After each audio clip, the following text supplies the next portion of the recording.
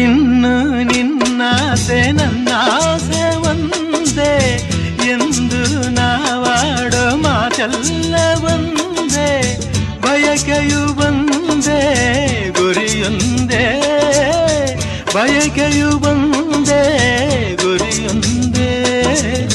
ನಿನ್ನ ಚೆಲುವಿಂದ ನಿನ್ನ ಒಲವಿಂದ ನನ್ನಲ್ಲಿ ತಂದೆ ಆನಂದ, ಈ ಸಂತೋಷ ಸೌಭಾಗ್ಯ ನಿನ್ನಿಂದ ಜೀವನೊಂದಾಗಿದೆ, ಭಾವಜನಾಗಿದೆ.